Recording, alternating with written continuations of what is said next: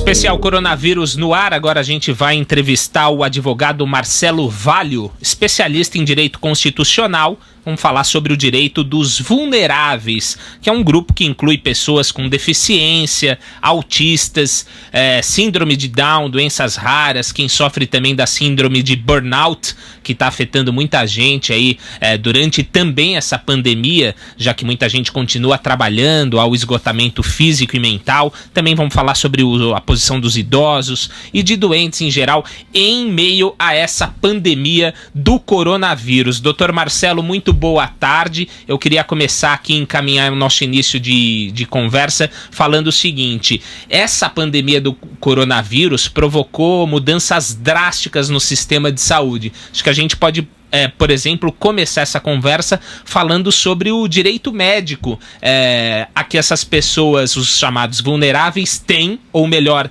talvez não tenham nessa época de dificuldade, de crise na saúde. Boa tarde ao senhor. Boa tarde, gostaria de agradecer pela oportunidade.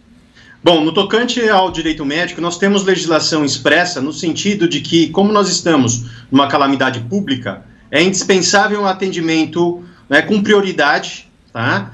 E tanto às pessoas com deficiência como aos idosos, e isso está trazendo uma certa problemática. Por quê? Muitas pessoas com deficiência, isso já foi passado na mídia, estão deixando de ter os seus tratamentos constantes de serem praticados. E isso está afetando de uma forma vital essas pessoas. Os vulneráveis em si, aqui eles estão sendo afetados em razão desse problema da Covid, porque o atendimento normal não está sendo adequado. Doutor, um abraço para você, o Fausto Favara. Agora com a questão trabalhista, né? É muito importante a gente tocar nesse assunto, porque isso vai ser visto, revisto daqui para frente cada vez mais. Como lidar com essa situação trabalhista? Se esse seria o momento para a pessoa lutar e recorrer ou esperar passar toda essa situação? Queria que você fizesse um balanço com relação a isso. Como lidar com essa relação de funcionário e patrão neste momento? Doutor, abraço. Olá, como é que vai, Fausto? Tudo bem? Bom, obrigado pela pergunta. Vejamos, como nós falamos em empregado nesse momento, nós falamos também que essas pessoas estão na qualidade de vulneráveis. E, efetivamente, nós já estamos tendo consequências enormes, com um número de dispensas crescente.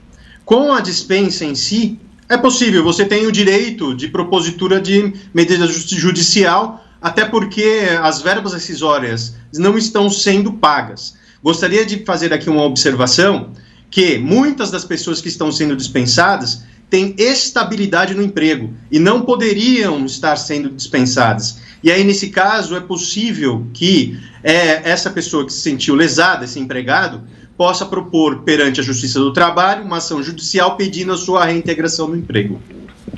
Doutor, de que maneira o senhor acha que essa crise vai afetar a questão, sobretudo em relação aos planos de saúde, né? Muita gente sendo afetada, tem gente perdendo emprego e ficando sem plano de saúde bem no meio de uma pandemia. O senhor tem recebido muitas demandas nesse sentido? Bom, infelizmente essa é uma situação constante agora, porque muitos estão sendo dispensados. Em razão da regra da ANS, é disponibilizado ao empregado a oportunidade de pagar de forma particular o convênio. Essa pessoa não paga o convênio e perde o convênio, né? Infelizmente, isso que está ocorrendo com os trabalhadores. E há um projeto de lei no sentido de que esse convênio médico com a dispensa tenha uma certa estabilidade, que fique pelo menos mais 3 meses à disposição do empregado. Tá? Essa é uma situação no tocante às pessoas que estão sendo dispensadas. Quanto ao direito de saúde, só para abrir um parênteses, o número de ações contra convênios médicos disparou. Por quê? Porque o atendimento não está sendo adequado. O atendimento já não era tão bom como deveria. Hoje, o atendimento está sendo mais ainda afetado. As pessoas com deficiência estão sendo aquelas que estão sendo mais afetadas. Tá? Vou dar um exemplo aqui. Sendo que, imagina uma pessoa surda e muda, né, chegando no hospital e lá não tem uma pessoa que saiba a língua de Libras e não saiba exatamente identificar o que aquela pessoa está passando. Obviamente, ela não terá o tratamento preferencial que ela necessita, estará sujeita a, infelizmente, a ter, né, o Covid. Então, nós estamos numa situação muito delicada. Doutor, com relação à educação, no momento que a gente está vivendo, né, falando em relacionado a escolas particulares, porque escola pública a gente sabe da dificuldade até mesmo do aluno ter condições de poder estudar através de um computador, celular, enfim, a gente sabe da precariedade aqui no Brasil. Mas escolas particulares, muitas estão fazendo aquelas aulas virtuais. Mas muitas também estão deixando de dar essas aulas virtuais e ao mesmo tempo continuam cobrando a mensalidade, né? Como é que os pais vão poder ver isso, trabalhar com isso? Talvez aqueles que estão tendo a aula vão recorrer menos à justiça, mas aqueles que não estão tendo absolutamente nada, o que o pai pode fazer nesse momento? Bom, nós estamos diante de um contrato, né, que é regido por um código específico, que é o Código de Defesa do Consumidor. De um lado, tem uma pessoa que tem um direito, de outro, tem uma pessoa que tem uma obrigação. Se essa obrigação não está sendo cumprida, é possível se buscar junto ao Poder Judiciário o devido ressarcimento. Eu observo que tem, na grande minoria, escolas praticando o ato de forma correta, dando aula efetivamente de forma virtual, e na maioria das demais entidades escolares não está ocorrendo esse tipo de aula online.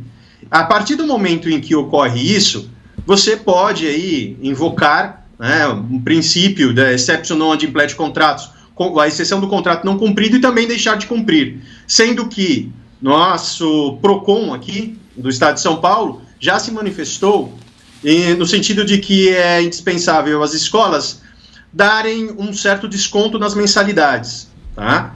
E aí houve também uma negociação futura com o sindicato dos estabelecimentos de ensino, e chegou à conclusão que é necessário que se abra um canal de negociação entre a escola, tá, e entre os pais das crianças que ali se encontram. Tudo gira em torno de cumprimento adequado do contrato. Se não está sendo cumprido de forma adequada, indispensável a reparação desse dano. Dr. Marcelo Valho, especialista em Direito Constitucional, muito obrigado pela entrevista, bom sábado ao senhor. Obrigado a todos, excelente final de semana.